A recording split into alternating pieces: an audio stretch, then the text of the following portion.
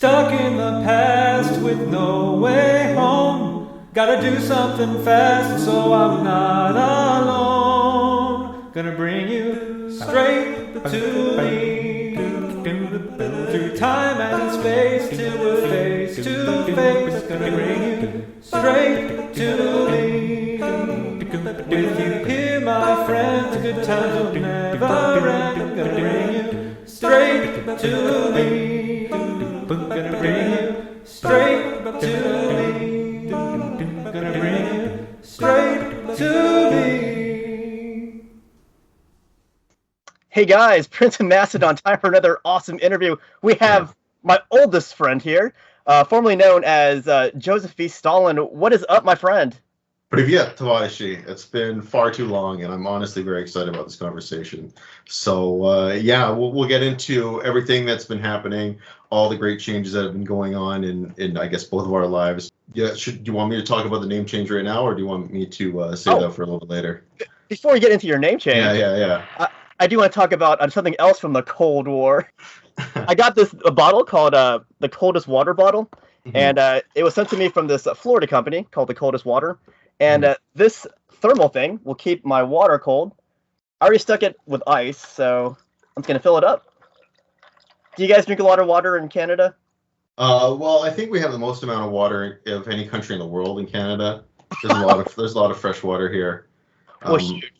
If you ever need a discount on one of these, if you guys go to my video description, if you click that second link and use promo code Macedon, you can get 10% off on your order.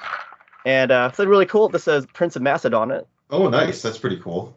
So here's the real question. Does it have international shipping? So if I wanted to get one shipped up here, is it going to cost me an arm and a leg, or will they do it for a reasonable price? Okay, so they do international shipping. Okay, good. I think the price is a little bit higher for shipping. Unfortunately, that's just the nature of living in this country. Shipping is going to be more expensive no matter what. Oh yeah, unfortunately. Yeah, but anyway. Shameless plug, guys. JosefVStalin, now known as the Comrade. Let's talk about your name change here, and then yeah, really quick. Me and JosefVStalin go way back. Way back. I mean, I think it's basically like, I don't know if you're a big Dragon Ball fan, but it's like, you know, we're Goku and Vegeta, where we kind of used to be enemies at the start, and then we became friends, you know, over time. Dude, I still watch that one video you made. You made like 2 videos about me. Yeah. The first one was hilarious when I watched it. I'm like, who is this guy? But this guy's like great. And then I contacted you, and then you're like the greatest dude ever. But we'll go into that in a minute. I want to talk about your name change because, as I told my viewers, this used to be JosefVStalin. So what do you go by now? I call myself the Comrade. There's a million reasons why. Obviously, it's probably not the best thing to name yourself after kind of like a murderous Russian dictator.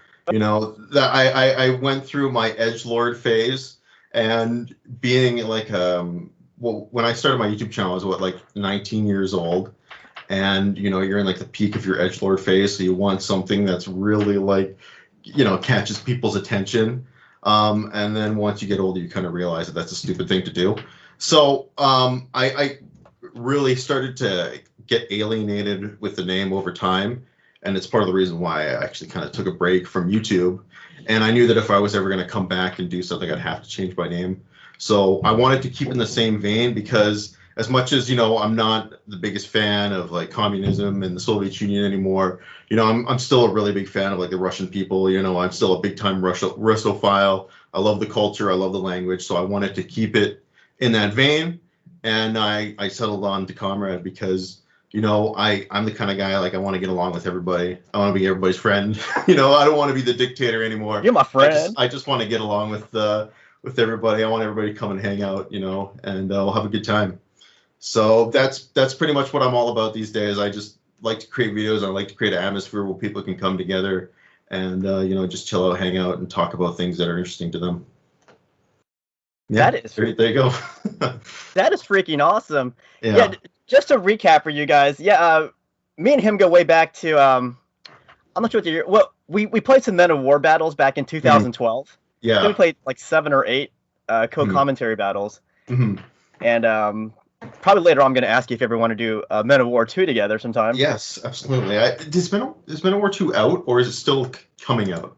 Men of War 2. Oh yeah, Men of War. Sorry, not Men of War 2. Men of War Assault Squad 2. Yes. I was gonna say that they have that, and they also have like a new one coming out. I think it's called like Assault at the Gates or something like that. I don't know. I should probably do more research before I just start talking about it. But, well, dude, no, this is what this chat is all about. It's all about not verifying stuff.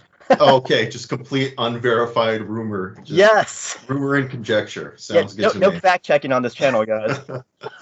But yeah, I've been playing Assault Squad 2, and I think you would like that one better because there's a lot more maps.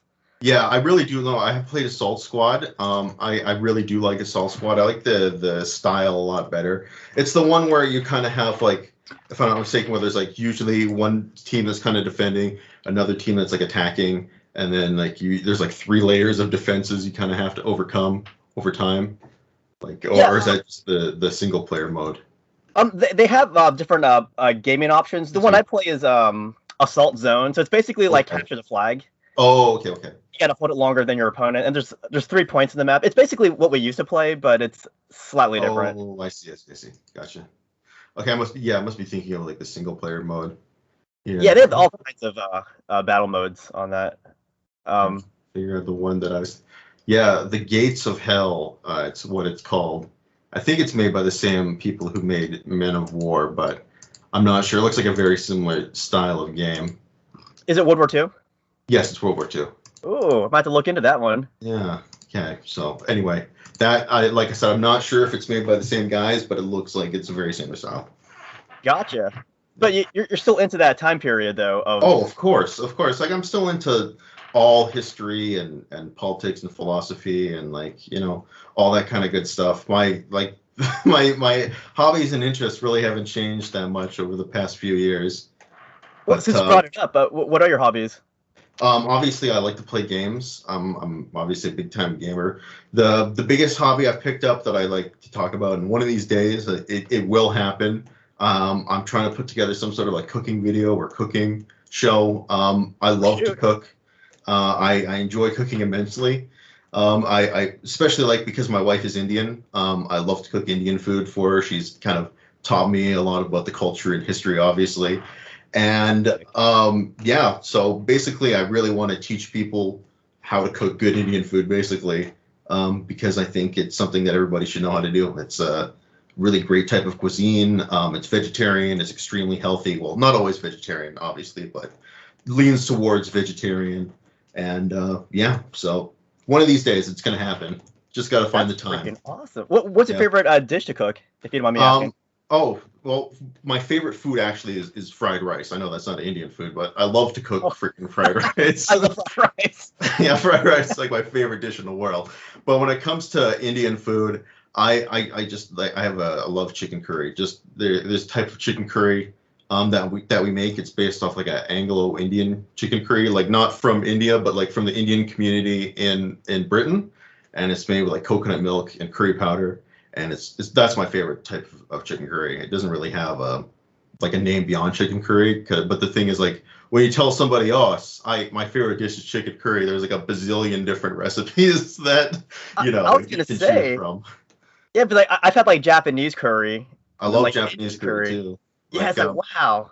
Yeah, like, actually, like, one of the cool things, like, I found out recently is that in Japan, like all the different naval bases and all the different battleships and submarines, they all have a different curry recipe that they like to prepare for the crew. And then once a year, like all the battleships come together in Tokyo and they have this like curry cook-off, and they have this like competition where they see who has like the best recipes. And you can actually go online and you can find the recipes from these various submarine bases and battleships and whatever and make them yourself. And some of them are pretty cool. Freaking awesome. And to be thorough on the topic, do you do like any Russian recipes, like beef stroganoff? Or? Unfortunately, I don't want to piss off like your Russian fans, but Russian food is it's not my forte, and honestly, like outside of like pierogies, I don't know very many good Russian foods. There's like some pancake, like the Russian like breakfast pancakes and stuff like that I want to try and make, but I can't find a good recipe for them. So I have to learn more about Russian food. That's freaking awesome. Yeah. Oh, so I was actually creeping on your YouTube channel. Sure. So I noticed, like, what is this? You had games back from 2016, and then you kind of like fell off of it until this year. It's like you're playing Warhammer, and then 5 years, and then you just disappeared. Yeah, like no, all my viewers were like, "What happened to JosefVStalin?" Yeah. And then recently you started putting videos out. So what happened there? If you don't mind me asking. So I do actually have it's like an hour and a half long video, so you can slog through that. Everyone's welcome to slog through that, where I go into much more detail about everything that happened. But there's a lot of factors around me ending up deciding to leave that, you know, I'm happy to go into here now. I talked briefly about kind of like how I felt alienated from the name. Honestly, if I had chosen like a less controversial name than JosefVStalin, I probably would have never left, to be honest. But that was a big factor. Plus, I had made some big mistakes in terms of trying to make YouTube my full-time career. That's something I would never advise anybody to do unless they just kind of happen to fall into it. You know, it's not like something I think you should go out and try and do, just because of the way YouTube works. That if you try and make it like your full-time career, and if you're a guy like me, you know, who wants a family, who, you know, wants some sort of stability, it's really tough to do that, because YouTube can like change the algorithm at any time. That'll mess with your income. It'll mess with that. It'll mess with everything. So, you know, I went down that road to try and make YouTube my full-time job. And it just really like sucked out all the passion I guess I had to make videos. Yeah, so I like took a break from it for a long time, because, you know, the passion just wasn't there, I guess. And over time though, like I was just playing games by myself, and I guess I kind of missed like interacting with a larger group of people about video games. Like, you know, my wife and we play games together a lot. You know, she's big into co-op games, but you know, she's not big into history games. Like, she doesn't like Total War, and she doesn't like, you know, Paradox games. Yeah, I know, weird, you know, not a lot of female Total War players out there. But, you know, she's not big into like the war, into the history games. And I missed like having people to interact with and talk to people about those games. And over time, I just was like, you know what, I want to come back. And then it was just trying to plan everything together to get the right moment and the right time. And then here I am. Gotcha. So I hope that gives enough kind of an overview, but if you have any follow-up questions. So some of the games you were playing, when you came back, you have, what is this, Fallout, Workers and Resources, Valheim. Yes. So continue. yeah. Like Soviet work. Like, so I guess I could like kind of talk to the games that I've been playing. Yeah. You know, I mean, we could talk a bit. I mean, we'll probably talk more about Total War as time goes on. But I don't know if you saw my video. Total War is not welcome on my channel right now. Okay, yeah. So I would say, like, in terms of like my playlist, Total War has fallen off a lot in recent years. Like, it's gone down and been replaced really with like Paradox titles, like really Hearts of Iron 4. I think I've got like 2,000 hours in that game. Dang. Like, I really like that game. As the Soviets, yeah.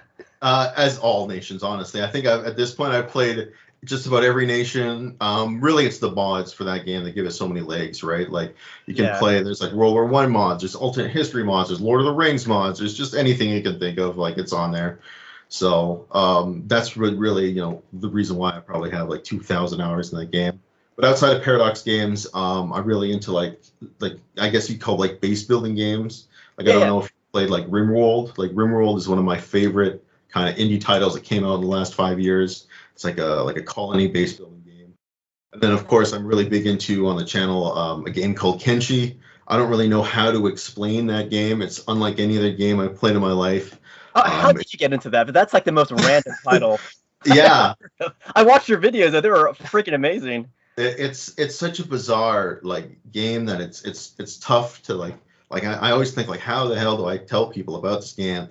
But I'm not sure how actually I ended up finding out about that game. It was in development for about like 10 years. I think it's only like one guy that made the game, and he released it in like 2018 or 2019 or something like that. And I think that's how I ended up getting into it. Is when it just released on Steam. It kind of came up in my recommended list, and I was looking through what people were saying, and the stories they were telling about the game. I'm like, oh, this seems kind of up my alley. And then I played it, and at first, it's a tough game to really get your head around. It's not a game that like holds your hand or anything like that. So at first I was kind of like frustrated with the game, but Yeah. for whatever reason, it like stayed in my head, and I like couldn't get it out of my head. So I kept coming back to it and wanting to figure it out and wanting to explore it. And I just kind of fell in love with it. And I always knew that like if I come back, I was thinking to myself when I started playing this game, like if I come back and start doing videos, I have to do like videos about this game, because it's just like the perfect kind of game to do some kind of like narrative story in, because the game doesn't really give you any story. It's kind of like you create a character, it puts you in this world where everything hates you and wants to eat you, and then you're free to go, and then you kind of write your story as you go along, and it just makes for a great kind of narrative YouTube experience, I think. So yeah. What is that time period exactly? It's like a historical fantasy setting. So the lore of Kenshi is like, from what I understand, it's like somewhere in the very distant future. It's like a moon or something like that has undergone some sort of tidal shift, and it has basically set that it used to be a futuristic civilization, and this whatever apocalyptic event has set them back, to kind of sort of, it has like very medieval sort of Japanese vibes to it, mixed with like robots and weird kind of genetic aliens. So it's like a post-apocalyptic game with somewhat futuristic technology, but all the societies are like, medieval or, very backwards and traditional societies, I guess you could say, like tribal societies, slave owning societies. Like it's, so it's like a weird combination of, you have all these like futuristic technology with like robots and stuff like that, but at the same time everybody's stuck in this completely backwards like mental state and political state. So it's an interesting contrast. That's awesome. And yeah, but back to your commentaries on that, it's like it's been pretty unique. You've been like doing like a narrative. Yeah, some of them like are just kind of like a traditional, like I'm playing the game and talking about what's going on, and some of them are actually like I'll write a story in a script and try and like talk about what's going on in the characters' heads. And usually those are like the videos where it's like I have a lot of footage, but a lot of it is like just footage like of nothing really interesting happening. So it's like, how do I take all of this footage that I recorded and like put it all together into something that's really compelling and interesting from the viewer's perspective? And that was kind of the idea that I settled on, was to take it and kind of like rewrite everything that happened as a story and then tell it that way. Gotcha. So is that like one of your favorite games that you're playing right now? Yeah, I have a lot of hours in Kenshi. It's, if I were to redo like a top 10 favorite games list, I think that game would make it on there. Like I can't say enough good things about that game. So if anything, if my playthrough of Kenshi gets people to get interested in that game and buy that game, I'll be a very happy man, because if there's any game out there like that deserves some love, it's that game. Gotcha. I'll put a link to one of your videos in the description then. Yeah. I really wish like I should have come with like some sort of like pithy explanation of the game, but I guess like the best way like I can say is like it's kind of like an RPG RTS hybrid, and you start off with like a group of characters, but your characters build stats, and you can have you don't just start with like one or two characters. You can go all the way up to, there's mods that will let you have like 256 characters. Oh my god. So yeah, you can track. Yeah, exactly. That's the thing, is like you play it like really focused, and you can have like a little party of a small amount of characters that you're focusing on. Or what I'm doing with the Let's Plays, I'm playing it more like a RTS, where I have a lot of troops, and I'm like telling like I've created this faction in my head that's basically inspired by the Golden Horde, the Mongol Horde, and Gotcha. the main character is Temujin, which is Genghis Khan's, like that's his real name, or what we know, I guess history has told us is his real name. Who knows? At the end of the day. Maybe it was. But yeah, what's that? Maybe it was the Comrade, and he changed his name. Yeah, I don't think so. But yeah, so basically, it's like I've taken this idea of a time and because I'm outside of like sort of I would say it goes like World War II, World War One, and then like Roman era, and then I'd say like the Mongols, like in terms of my personal history, like favorite faction. So the Mongols are some of my I'm very interested in their culture and their history. So it was cool to kind of try and recreate something like that in a video game. Gotcha. I've noticed there's a lot of like Mongol movies that are like in Russian, or a lot of Russian production Mongol movies. Yeah, well, I mean, I think they still use the Cyrillic alphabet in Mongolia, because they used to be a Russian satellite state for years and years and years, right? So at least part of it. Did like an Inner Mongolia, whatever. Yeah. Yeah. The state that is known as Mongolia now, I think, like their borders now used to be like a Russian satellite state at some point, or a Soviet satellite state, I think, really. But yeah, so I don't really know where I was going with this. Oh yeah, you're talking about how like a lot of the Mongolian movies aren't Russian, and I can see that, right? Like there's a lot of history between the two. Yeah. I'm sorry. I hope you can't. My kid is running around right now. She's up, so she's outside the door. She's trying to. She's calling. She's like, Dad, Dad, Dad, Dad. Like, what's going on? Do you need to like No. My wife is like, she knows that this is happening, right? That's why we kind of like coordinated, right, and set up a time. So it's all good. Gotcha. All right, so yeah, it's not bad. So you played Kenshin. Now, some of the other games you've been playing, there's Workers and Resources, and then I noticed today you put out Bad for Blood. Oh yeah. How are the games going? So, oops, shit, my screen just went. My screensaver just came on. I haven't been touching the mouse long enough. But anyway, so Soviet Workers and Resources, that's like a city builder game, and it's based off like a Eastern Bloc country in the Cold War, and you kind of have to try and create like a workers' paradise type of thing. Like it tries to build. You're trying to like build a Soviet republic based on like Cold War technology. So it's pretty cool. And it's like it's very focused on like resource like logistics, like making sure you're getting all your iron from point A to point B, so it can be refined into steel, and then make sure all your steel is going to the shipping yard, so you can build your boats or whatever you need to do, right? So it's really focused on creating these kind of logistical chains and making sure you're tying them all together, right? And because I guess it's like you're trying to be a centralized Soviet planner, right? You're trying to micromanage all the resources yourself, bring them all together. So it's a cool experience. Like if you like city builder games, it's definitely one of the most interesting out there, I think.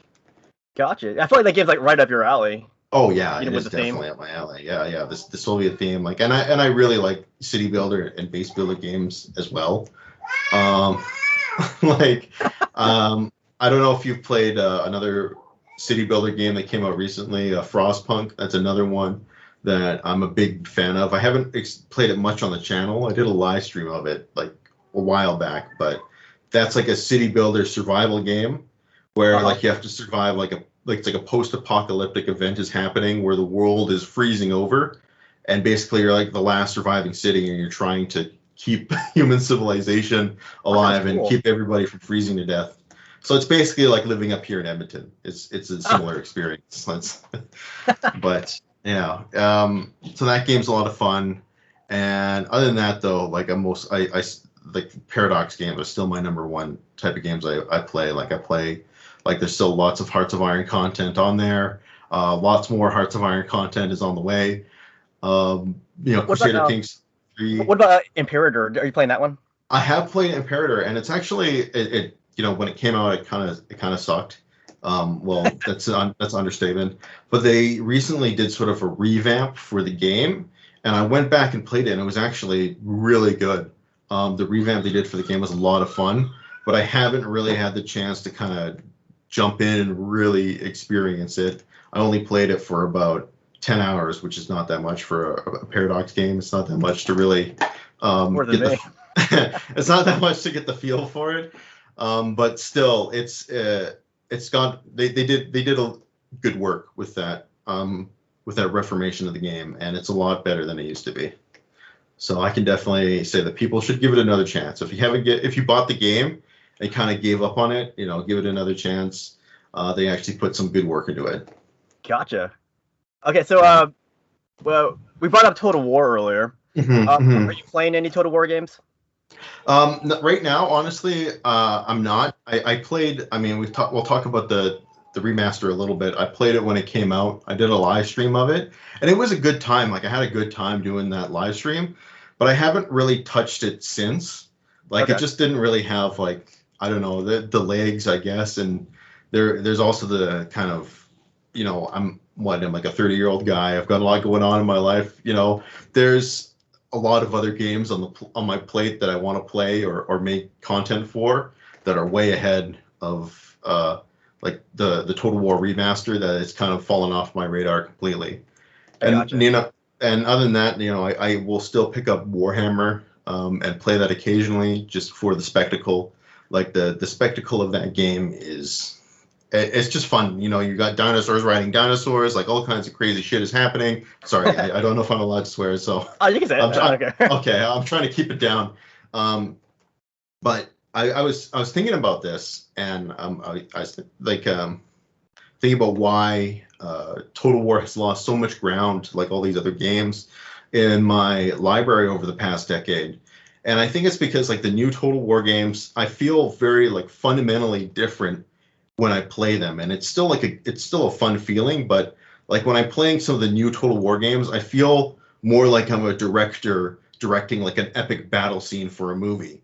Whereas in the older Total War games, I actually, felt like a general leading an army, where it's a very different feeling and kind, And while that whole spectacle and getting to kind of put the spectacle together as a film director, it's enjoyable for what it is, but I really miss feeling like a general, because I haven't found a game that really has given me that kind of feeling since. Like Paradox games, they take you to a higher level, right? You're looking at the map, right? You're painting the map, you're not actually on the tactical level moving your troops around really. And I haven't found a game that's given me the same feeling like the older Total Wars do, where it actually kind of feels more like a military. I wouldn't say it's not a simulator, but it feels a lot more authentic, authentic military, simulation experience, especially in comparison to what the games are now. I love that analogy, because that's what I was saying about new games. It's I feel like they're great for cinematic close-up shots. Yeah. Not actually playing the game, at least for me.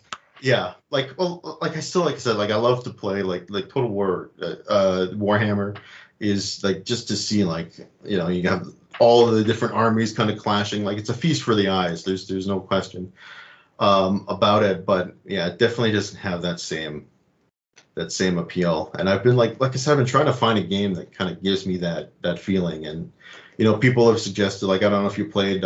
People suggested this one game to me, Ultimate General Civil War. Have you played that one? Yeah, I get that a lot. The recommendation.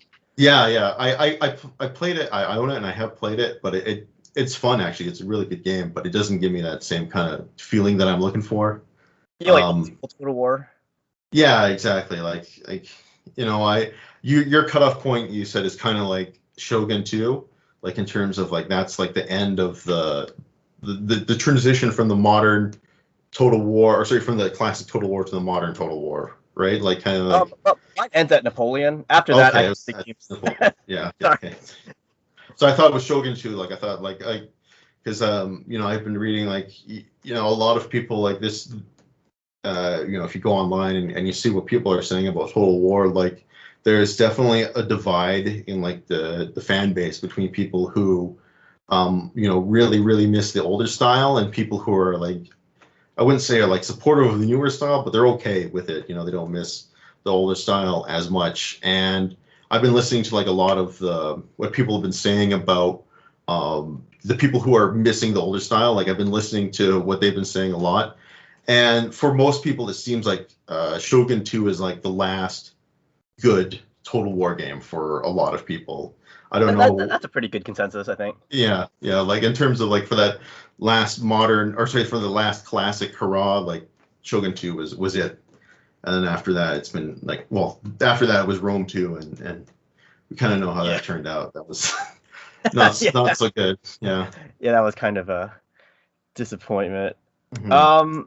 Well, since we're on the topic of gaming, are there any games you want to try out that are different from the ones that you're playing right now?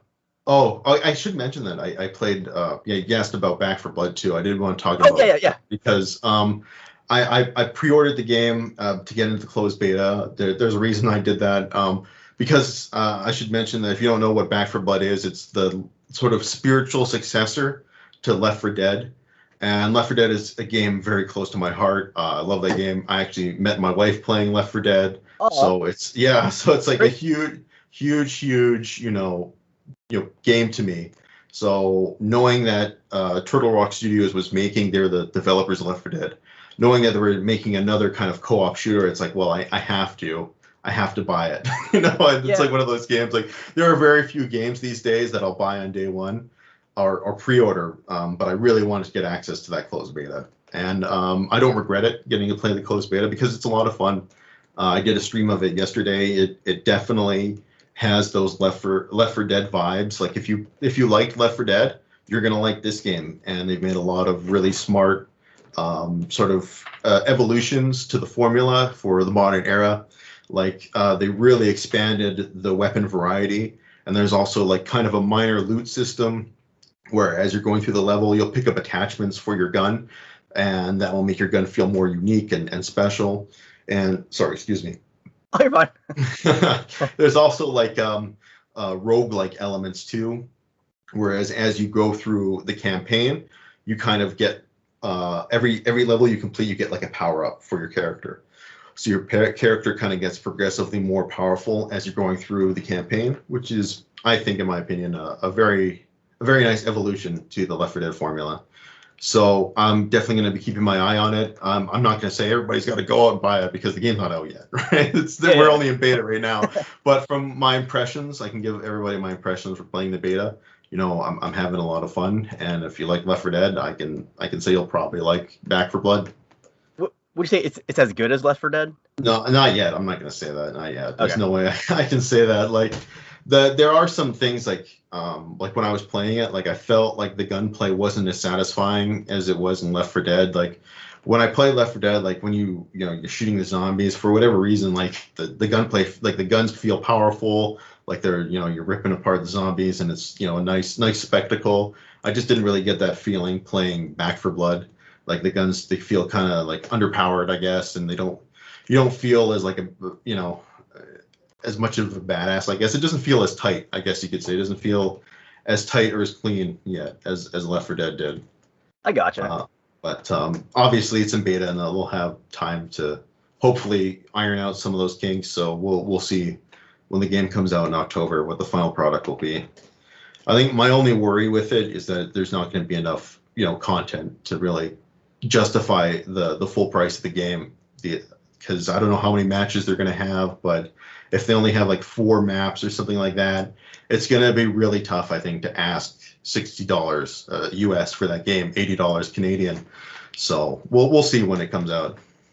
Gotcha. Very cool. I actually tried again today on my YouTube. I lasted like 4 minutes. Oh, I thought you weren't a big like FPS guy though. Like I thought you were like you got motion sickness when you played FPSs. Yeah, maybe that's it. Only lasted 5 minutes, so maybe if it went longer, I probably would have like hurled maybe. Oh, okay. It's pretty fun though. There's this giant zombie with a really long arm, like swinging. Yeah, the Crusher. I feel the Bruisers or something like that is what they're called. Yeah, they'll mess you up in like 1 or 2 hits. Yeah. So yeah, I'm actually surprised you're playing that game, but good for you, man. Like. Yeah, I'll probably do more now that I know you're playing it. So. Yeah. Unfortunately, the beta is only a couple days, so they're gonna shut it down pretty quick. Oh shoot. Yeah. So we've only got so they're shutting it down on the 9th of August for I think 2 days, and they're bringing it back on the 12th for the open beta, which anybody can play. I think I know you said rumor, speculation, totally okay, but I'm not sure we can. If open beta will be available for everybody, but that's my understanding. Gotcha. So yeah, if you want to check out Back for Blood, just wait a couple days and you'll probably be able to access the open beta. And Yeah, make your choice yourself. Yeah. Okay. Do you want anything to say anything about gaming before we move on to you, like the real Comrade? Oh, no. I mean, I'm sure we'll bring up gaming as we go on, but I think I've kind of covered most of what I'm doing these days. Like I said, Paradox games are still like my number one. Still love the history strategy games. Whenever there's a new history or strategy game coming out, it's going to be on my radar. I'm really big into like the city builders, like I said, and the base building games, and of course co-op games. Any type. I love co-op games, of course. Playing it with people on Discord, and of course my wife is always a good time. So I prefer like the co-op experience to the competitive experience. That's just me. Oh no, most people are like that, to be honest. Yeah. Less trash talking, I think. Yeah, I mean that's okay. Like it's good sometimes, but like if you get too much into that, like it'll turn you into like a toxic person, Yeah, for sure. Yeah. All right. So the Comrade, he's actually Canadian. I don't know if you guys knew that. What's like the most Canadian thing you can say right now? I'm sorry. Excellent. Yeah.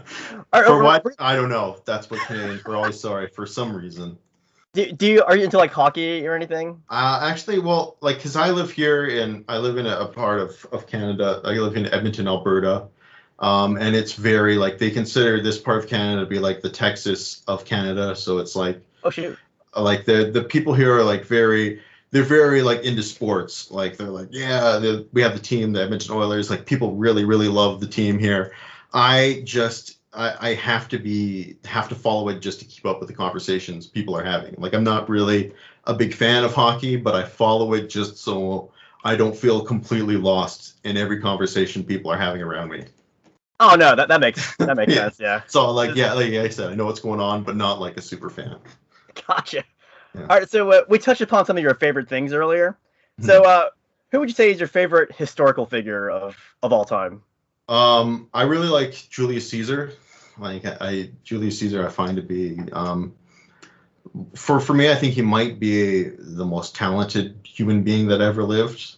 Just in terms of like, his political savvy. Like the guy was clearly a genius. His ability to multitask, how he could read people, like just very, very talented individual. And basically the way he was able to kind of finagle himself into power. I don't think there's been like a story like that. Like it's one of the greatest historical stories of all time, in my opinion. So definitely Julius Caesar is up there. And if you want a second favorite, I like Genghis Khan a lot too.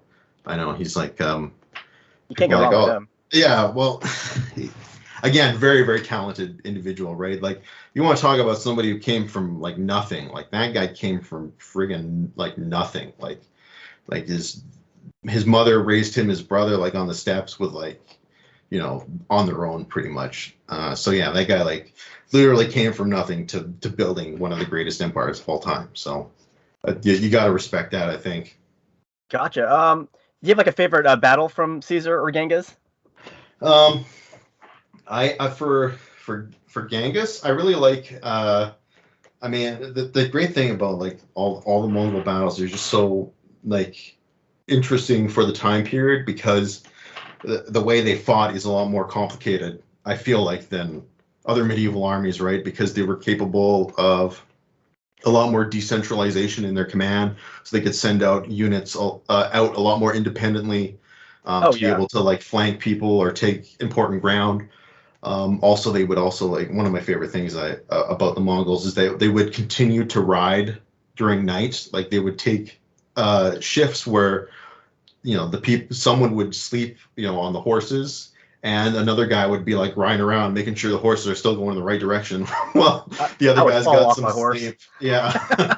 But in terms of battles, like I really like I can't give like specific battles, but I mean the battles that they fought against the Russians are particularly brutal. Like you read about like battles they fought against the Russians and it's like they're just so unprepared.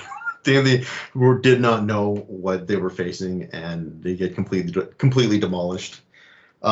Yeah, the Mongols were like hundreds of years ahead of their time for battles. Yeah, for military tactics, like they were, Yeah, that was a silly. That's like playing like Civilization and coming out yeah, with a tank. yeah, exactly. Well, I mean, it's not so much like they had the tank, but it's like if you had the military doctrines from a future time and we're using them in like a Yeah. previous time. But yeah, but for Caesar though, like I really like. I know this isn't this isn't Caesar, but I really like the Battle of Actium, just because Oh yeah. after Caesar, like Augustus is a really big fan of mine too, or I'm a really big fan of Augustus as well. And obviously the Battle of Actium, where he puts the final, he puts the final mark on the end of the Civil War, the end of the Republic, and finally putting, starting the era of the Roman Empire. Obviously, an extraordinarily important historical battle. Oh. So I would say from the whole Roman Civil War period, from the Caesar and Augustus era, that's my favorite battle. Gotcha. Do you have any like favorite TV shows or movies on Caesar? I mean, Rome is the HBO series. Rome is still, I think, the best I've seen. People have been telling me to go see Barbarians on Netflix. I haven't seen that yet, but I hear a lot of good things about it, especially because people tell me that like the Roman actors actually speak Latin in the show, which that to me is that's like super cool. That's awesome. That is cool. So I that's on my to check out list for sure, but I haven't been, I Claudius. Oh yeah, actually I do. I love I Claudius. That's an old one, right? That's like the old, is that BBC, right, from the series from the 70s? Yeah, it's got Patrick Stewart. I think he has hair in that. Yes, yeah. He was who did he play? I think he played Sejanus. He was like the leader of the Praetorian Guard or something like that. And he was like played like he played a villain.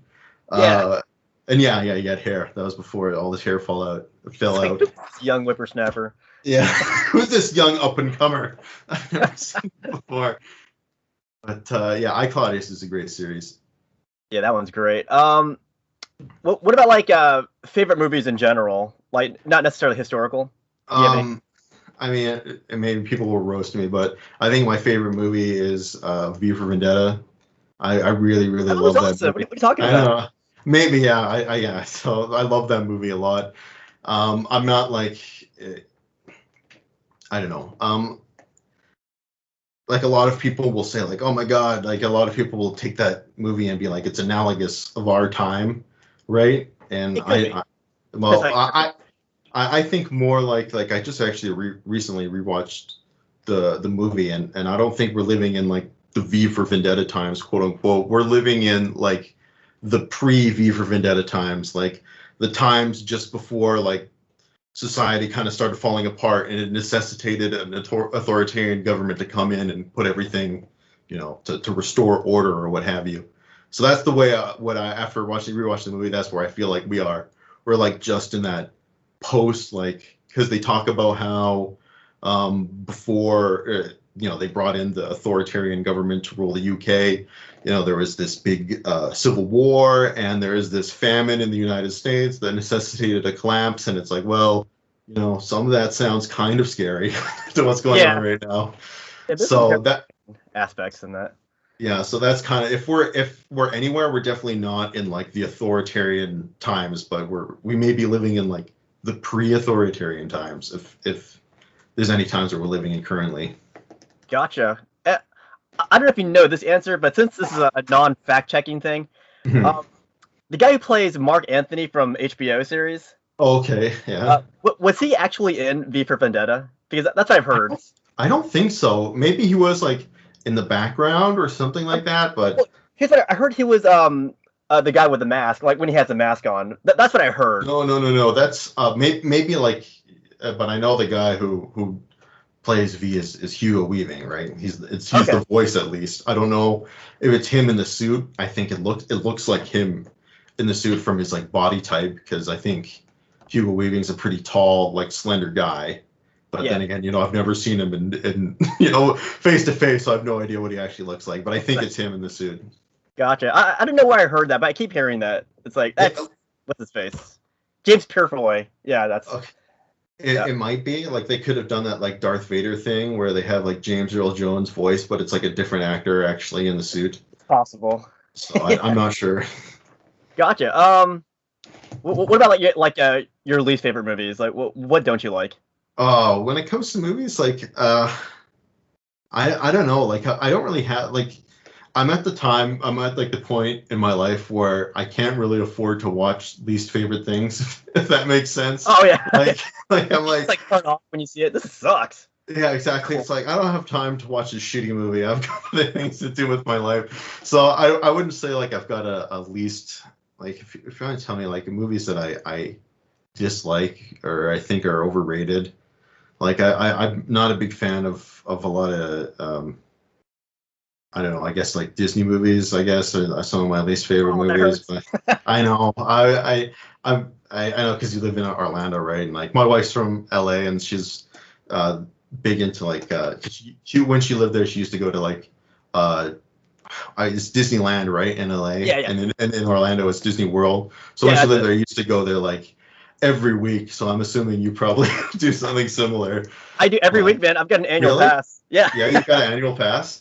Fuck. Yeah, if you go to my vlog channel, it's either Universal Studios or Disney World, like on my channel. Like Universal's good. I'm a big Shrek fan. Shrek is the best. Shrek's the man. Dude, you would love the meet and greet. You can meet Fiona, Shrek, and Donkey, but Shrek doesn't talk anymore. Oh no! Why not? I don't know, but they used to have a Lord Farquaad and Shrek, and they would talk, but maybe they offended people. I'm not sure. Maybe. What happened? Lord Farquaad is pretty offensive. Yeah. Like with my kid, right now she's watching Shrek. Like she's watched it about 50 or 60 times, and this is one of like the things about having children. Like you don't understand the unique torture of watching the same children's movie over and over and over and over again. So I've seen like in the last like 2 weeks, I've seen Shrek so many times that at least it's confirmed to me that movie is a timeless classic. But I am getting a little tired of it as much as I do like the characters. Oh, gotcha. You like the first one the best? What's that? You like the first Shrek the best, or? The first one. I think they get. Yeah, the first one is the best, and then the second one is pretty good, almost as good, and then after that, the last two are not quite as good. Gotcha. So I think you have no plans to watch the Jungle Cruise. The Jungle Cruise. What is that? Oh, it's a new Disney movie. With The Rock and Emily Blunt, and it's based on the Jungle Cruise ride. Okay. And yeah, definitely not going to be watching that one. That's giving me a hard pass. Gotcha. For me. Yeah. All right. Let's move to books. Your favorite books of all time. My favorite books. Wow, that's a good question. Like, I guess the most for me personally on how to live my life. The most influential book has probably been the Meditations by Marcus Aurelius, like that, and the best thing like about those writings is that, you know, he was writing that for himself, right? He wasn't writing that for like public consumption. Like all of these things are things like he's reminding himself like every day, and it's like, dude, you're the Roman emperor. You're the most powerful human being on the planet. Like you've achieved the pinnacle of power in human society. You're the most powerful human being that humanity has known up until that point, and you're still every day telling yourself like, I've got to do better, you know, I've got to improve myself, and I think that's really powerful. So that's probably in terms of my favorite influential books, that's up there. In terms of books that like, I guess I wouldn't say this. Yeah, this is I don't know if you would call like All Quiet on the Western Front fiction or nonfiction. I guess it's technically nonfiction, but I don't know if it's like historical fiction. Yeah, like historical fiction. That is a good book. Yeah, like I really like a lot of the war memoirs and stuff like that. I recently reread 1984. That's always a good read. Yeah, 1984 is definitely a good read. And then what else did I read recently? Oh, I also read Starship Troopers, the book, for the first time. Did you like that one? I actually did. I thought it was really interesting. Like I thought some of like what a lot of the philosophies that they put forward in the book were very interesting. But it's definitely not as action packed as the movie. Yeah. It's a slow burn. Yeah, that one put me to sleep, to be honest. But I wanted to get into it. I couldn't get into it. Yeah, I like that. Honestly, I almost like dropped everything after I read that book and joined the military. Like it was, I was like, oh my god, this is really making me want to join the military. But the Canadian military it's not exactly, I don't know, wouldn't want to dedicate my life to it. So I changed my course on that one after doing some minor research. Gotcha. Yeah, but still, like it was a very interesting book. Gotcha. Well, like Caesar's commentaries. Oh, oh man, I haven't read those since university, so it would be, I definitely, I wouldn't classify it under like my favorite books or anything like that, just because it's been so long since I've read them, and I don't remember as much as I probably should. Gotcha. Favorite guilty pleasures? My favorite guilty pleasures, I like in terms of like food, it's always bad food, deep fried food especially. Yeah, I love fucking deep fried food. But when it comes to guilty pleasures, I really like, I don't know if you call this a guilty pleasure, but I really like Hearts of Iron time-lapse videos. Like I watch a lot of time-lapse videos where it's like nobody talking and just like the AI fighting each other. Like, they see which country wins. Yeah, exactly. Like I really like those videos, and I don't know why. I guess I consider them like it's not like it doesn't take a lot of work to do them. I guess I don't want to like insult anybody or anything like that, but I people already. But I for whatever reason, even though like they're fairly easy to make, I really enjoy those time lapse videos. I always like to like bet on like you said, like which country's gonna be the winner and like. Yeah, that kind of stuff. I'll make one later on. No, I'm just kidding. Yeah. And yeah, I can't really think of like anything else in terms of guilty pleasures, I guess you would say. Gotcha. Yeah, I don't know. I gotcha. So we're coming to the end of this. Sure. But if you could make any movie or video game, like unlimited resources, what kind of game or movie would you make? Oh man, okay, I actually do have a good answer for this. The game I actually want to make, and maybe they'll, it's kind of like a Total War type of game, except it's like a Napoleonic game, except it's a Napoleonic era game versus zombies. It's like a RTS, and you're like basically my idea is like you're Europe basically, and the zombie horde starts off somewhere in Russia, wherever, and basically over time it kind of grows and grows and grows, and you kind of have to try and get the whole of Europe together to band together and then like fight the zombie horde. And of course the actual battles would be like a Total War style battle with like Napoleon musket troops like shooting down zombie hordes and stuff like that. That is my idea for a game. So they're like kind of reload. Yeah, they're like slowly walking towards him, and he's like trying to reload. I'd be like, which one are the zombies here? Yeah, that sounds awesome. I don't know. I've always like thought that like a Napoleonic sort of or like American colonial era would be a really good time for like a zombie movie. And I know I watched one zombie movie. It was called like Pride and Prejudice and Zombies, and it was one of the worst. That there you go. That was one of the worst movies I ever saw. Like that. We got it out of you eventually. Yeah, like now that you made me think of it, because my wife and I are both zombie fans, and I took her to go see that movie in theaters, and I remember the whole date. It was like $50 for like both tickets and the popcorn and everything like that. And we watched the movie. And it was terrible, and it's like, oh fine, but at least I'll get my popcorn refill. And they took away popcorn refills at our movie theater, and I was like, "That's it. I'm never coming to a movie theater again. I'm never going." That's the last time you saw a bad movie, right? Yeah, that was it. Because I love like movie theater popcorn. But if I'm gonna be spending $50 to go and see this movie, you're not gonna refill my bag of popcorn. Like, go screw yourself, man. Like, how expensive is the popcorn? Not that expensive. Yeah, exactly. And you can't even. You're gonna nickel and dime me on that too. Like I just couldn't handle it. I couldn't handle it. Oh my! So you said, sorry, a new topic then, since you brought it up. You like zombie stuff. Oh yeah. So like, we're talking about Back for Blood, right? And then Left 4 Dead is one of my favorite games. So Yeah. I mean, I've kind of got like it had like zombies really had like a resurgence back in like that 2010 era. You know, Yeah. when Walking Dead like first came out, like, everyone was talking about zombies. When it They've first kind came of got, yeah, and now they've kind of gone away.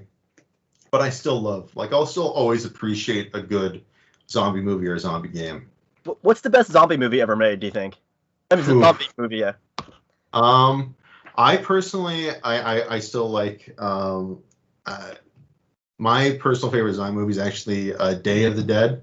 That's the third one in the trilogy. I don't know if you've seen it. It's the one where they're in the bunker, and it's like almost the entirety of human civilization is wiped out, and there's just like a few last people, and they're like living in this bunker, and like they're just kind of like slowly going crazy and like go out, like turning on each other, and yeah, that one's my favorite personally. Like the one with like that one to me seemed like the most hopeless. You know, like basically everyone's dead, everything's gone, and like the last remaining people are like just trying to cling by, and they're turning on one another.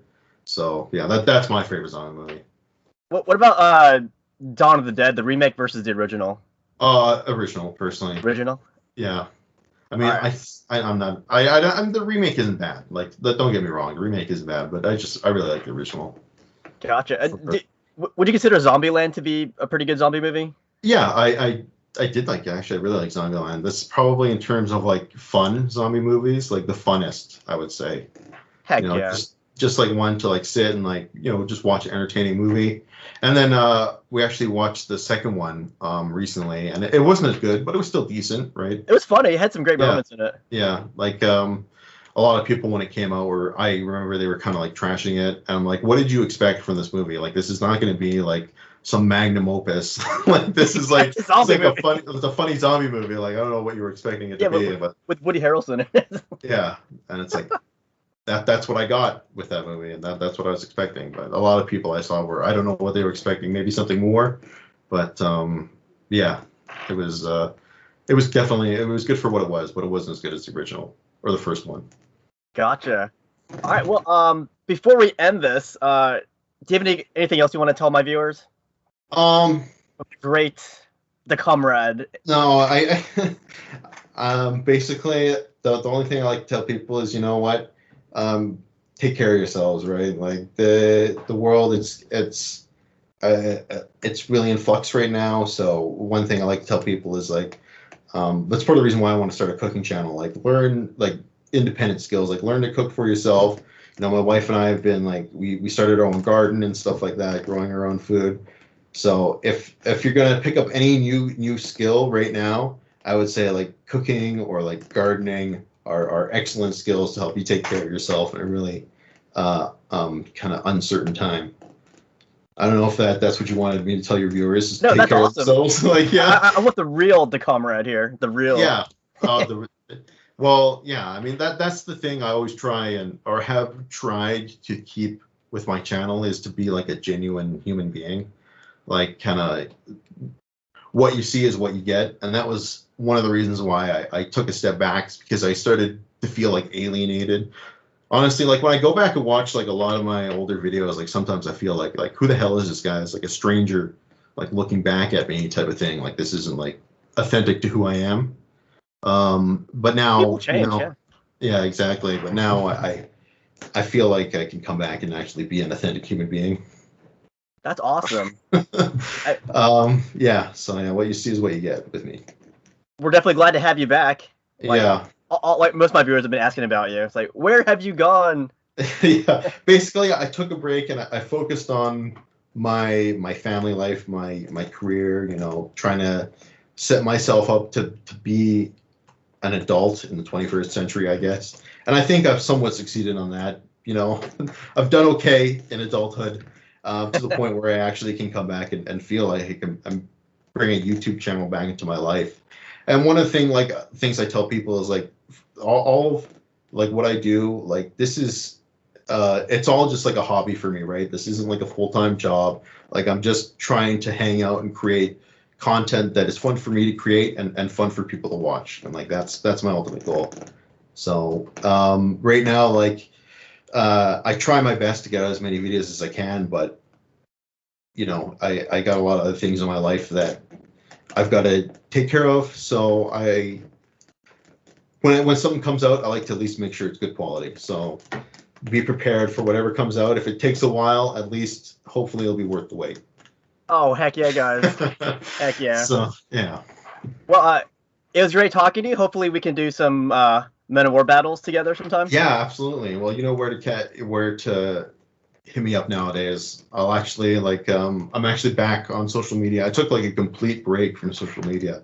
Actually, for like almost 4 or 5 years, I didn't really use Facebook or YouTube or anything like that. But I'm back now. Now you can reach out to me. So feel free to do that. Very cool, guys. All right, well, thank you so much. I'm going to put the link to his channel in the description and in the linked comments. So go. I was going to say to you, like, thank you very much for having me. Like, I really appreciate it, having this conversation and getting to talk with you again and catching up with you. Like, it's been way too long, man. Like, it's been way too long since we've reconnected. I love this guy. He's like my oldest collaborator. Like we used to do it all together. Yeah, like I mean, I don't really do a lot of collab videos on my channel. Like I've done very, very few, and you're the same. Like from what I can see, like you're very selective with the people that you bring on and the people that you talk to, and I appreciate being one of those people. So I'm a YouTube snob. Yeah, I made the cut. Yeah, you did. All right, guys, you check out his channel, guys, and thanks for coming on my YouTube here. Cheers, everyone. All right. Stop.